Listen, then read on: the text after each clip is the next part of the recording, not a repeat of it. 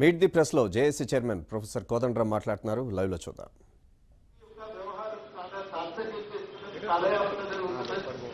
ఆ పబ్లిక్ రంగ సంస్థల విభజన ఎంత వేగవంతంగా జరిగితే ప్రభుత్వ పని విధానం తెలుసుకోవడానికి అవకాశం ఉంటుంది, ఖాళీలను భర్తీ చేయడానికి కూడా అవకాశాలు పెరుగుతాయి. ఆ ప్రభుత్వ రంగ సంస్థల విభజన కూడా చాలా వేగంగా చేయాలని కూడా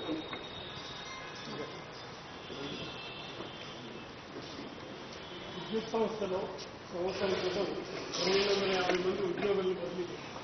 కానీ తెలంగాణ వాళ్ళు అక్కడ చేర్చుకోలేదు. తెలంగాణ ప్రభుత్వమే నెలకు ₹1 కోటి చెల్లిస్తుంది. ఈ సమస్య ఇప్పటికీ పరిష్కారం అనేది వారసత్వ ఉద్యోగాలకు సింగరేణిలో కాంట్రాక్ట్ ఉద్యోగాలు లేవు అని చెప్పి సీఎం గారు అసెంబ్లీలో ప్రకటన చేశారు.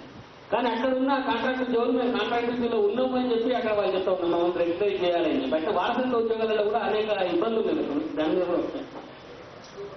వారసత్వ ఉద్యోగాలు అర్హత ఉన్న అందరికీ చేసుకోగలరు, ఎవరో కేసు కానీ అందరికీ ఇవ్వాలనేది ఒకటి.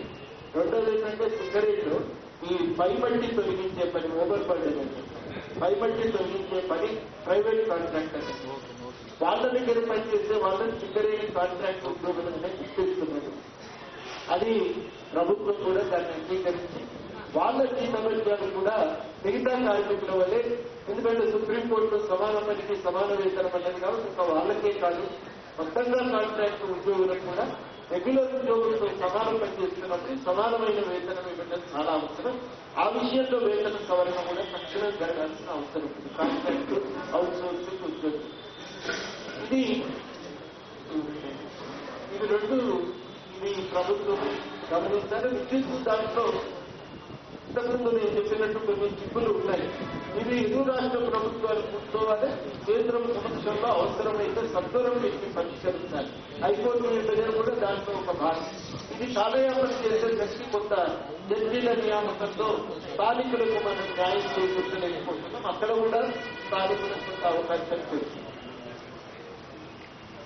ఇది ఈ తెలంగాణ జర్నలిస్ట్ నిర్వహించినటువంటి ఇది మీట్ ది ప్రెస్. ఇప్పుడు దీనికి మందర సమర్పణ తెలంగాణ జర్నలిస్ట్ నాయకుడు స్వామి.